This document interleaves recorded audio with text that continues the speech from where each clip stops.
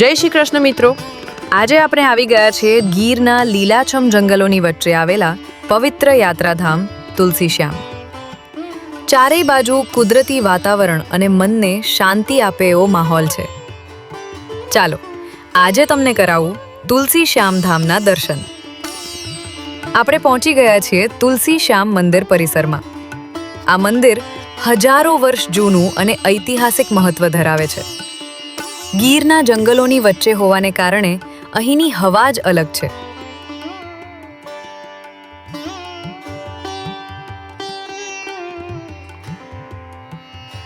ભગવાન શ્યામસુંદરના દર્શન કરીને મન એકદમ પ્રસન્ન થઈ ગયું. તમે પણ ઘરે બેઠા પ્રભુના દર્શન કરી લો અને કમેન્ટમાં જય શ્રી કૃષ્ણ જરૂર લખજો.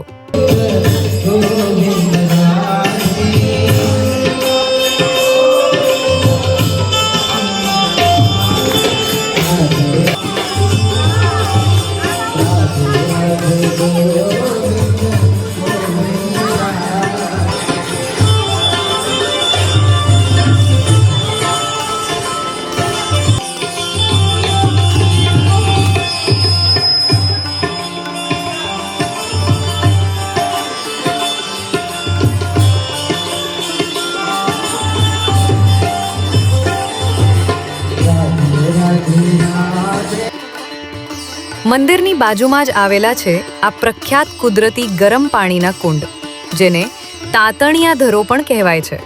કડકડતી ઠંડી હોય તો પણ આ પાણી હંમેશા ઉકળતું રહે છે. આ પાણીમાં સ્નાન કરવાનું ખૂબ મહાત્મ્ય છે. જય શ્રી કૃષ્ણ મિત્રો, તુલસીશ્યામ મંદિરે દર્શન કર્યા પછી હવે આપણે જઈ રહ્યા છીએ ઊંચા ડુંગર પર બિરાજમાન માતા રૂક્ષ્મણીજીના મંદિરે. પગથિયા જોઈને જ પગ ધ્રુજવા લાગ્યા છે, પણ માજીના દર્શન કરવા જવું તો પડશે જ.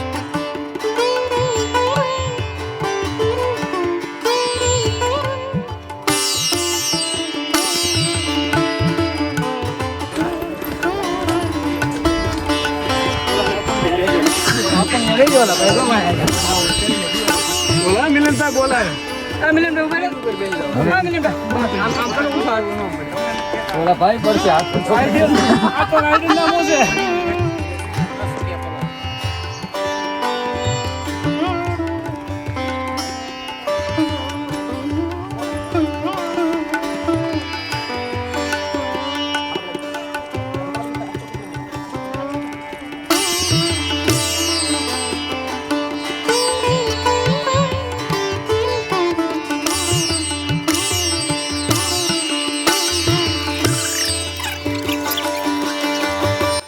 हेलो गाइस, तो मंदिर ની નજીક પહોંચી ગયા છે. મંદિર થોડેક જ દૂર છે. દેખો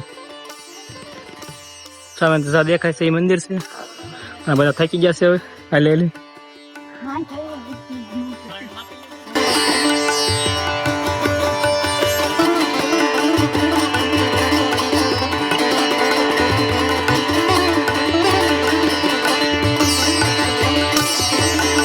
હું પણ થાકી ગયો છું પગી ચડી ચડી.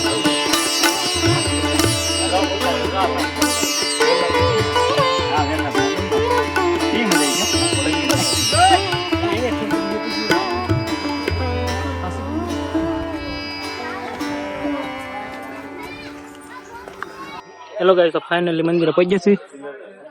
ફાઇનલી બધી મહેનત વસૂલ થઈ ગઈ.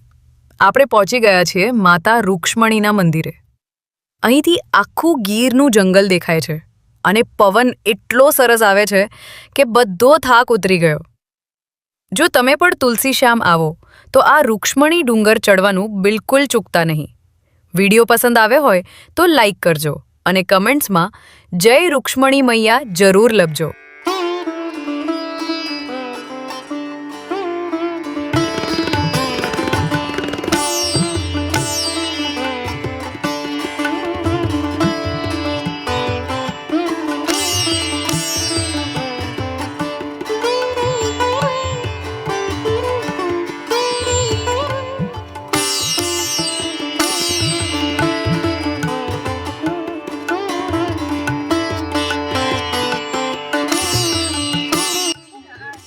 હેલો મિત્રો, અમે રૂકમણી મંદિરે પહોંચી ગયા છે.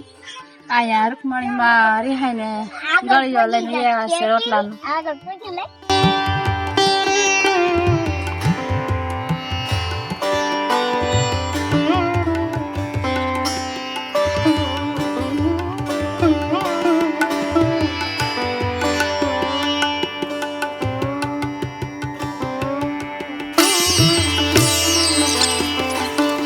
બહુ ભૂખ લાગી છે. ડુંગરો સડી સડીને ભૂખ લાગી ગઈ.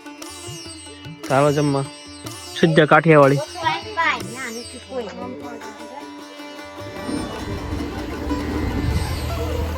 ભૂખ લાગી ભૂખ લાગી છે તો હોટલમાં આવ્યા છે.